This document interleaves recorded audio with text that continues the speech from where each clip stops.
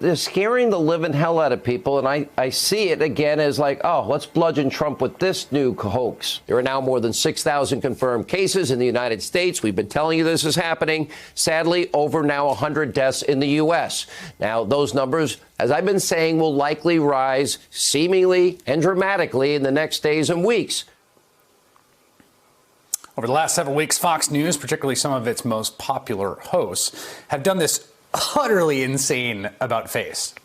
They started by echoing the president's line, downplaying the coronavirus, saying it was just like the seasonal flu, that Democrats are weaponizing and hyping it, and then turned around and started saying, this is deadly serious. The president's got under control.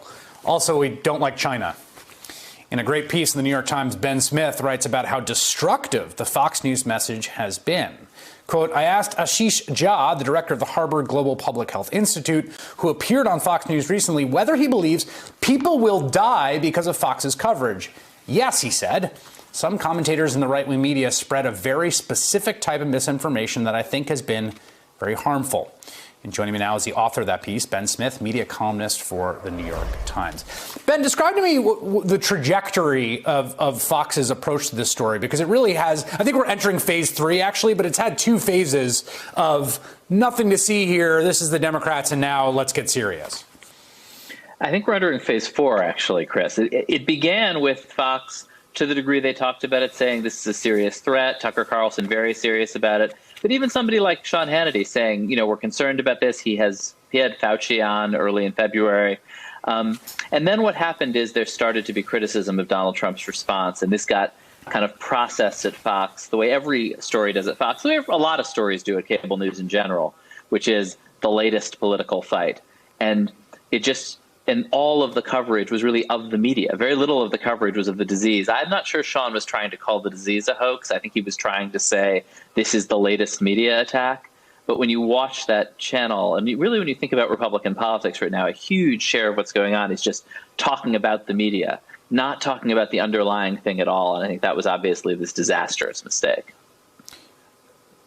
Well, and we've seen it in polling, right, in terms of there's huge partisan splits and how serious people are taking this and how deadly they think it is. There's been a big difference, and we may see it play out in terms of behavior as they're now kind of really pivoting hard to, look, yeah, this is bad, but we can't shut down the whole economy over it.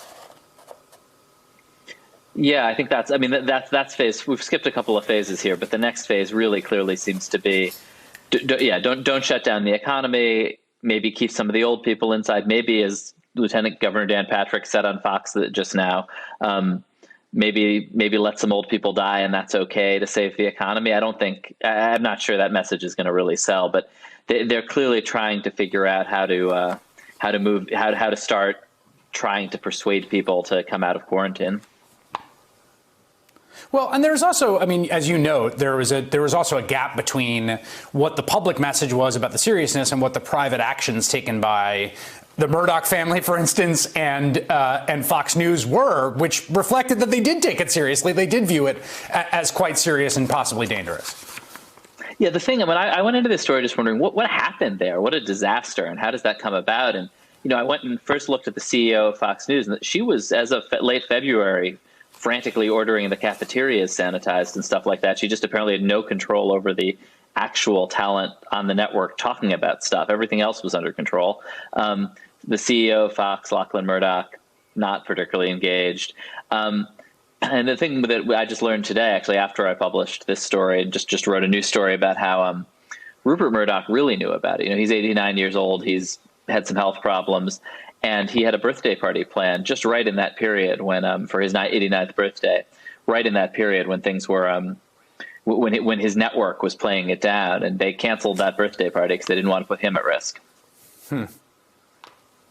You know, the big question to me about the White House and this particular channel in this era is which way the causality goes. You know, we joke, we say it's not, sometimes it feels like state-run TV and sometimes it feels like a TV-run state. meaning it's unclear like who's taking the marching orders and who's getting them. And in this case, what is your sense of that feedback loop? Because clearly, Tucker Carlson has taken this seriously. He drove to Mar-a-Lago to kind of try to convince Trump to take it seriously. There's other people who have been different. How the sort of causal arrow of influence is working right now? Yeah, I think you're right. It's not an arrow. It's a circle or some kind of Escher painting. I sometimes imagine Trump as a guy like walking down the street just staring at a mirror, I mean, it's very, he's obviously taking his cues from Fox and then also feeding back to them. He has a lot of power over some of those hosts, but Tucker was, I think, able to get through to him basically on air and in person. And I think, these hosts have a lot of power because they don't really seem to have bosses exercising any kind of judgment at all. I think we're now in this phase of a dangerous phase, I think, again, right? The idea of where we're headed now. It's clear, and this is not just Fox. I mean, there's a sort of concerted Republican chorus shouting up conservative voices, the Wall Street Journal editorial page being a sort of great example of this, and elsewhere saying, you can't listen to these crazy, pointy-headed lefty public health people who want to shut down your economy. Like, we got to get back to business here. And it's going to be a real question. I think you can imagine a world in which this becomes essentially a culture war issue.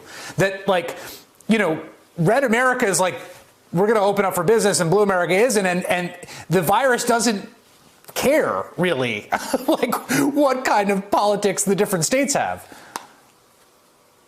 Yeah, I think that's exactly right. And it is also notable. It's coming out of, the Wall Street Journal editorial page really started the drumbeat on this. You saw it immediately picked up in a huge way on Fox. And that, again, is coming really straight from the Murdochs.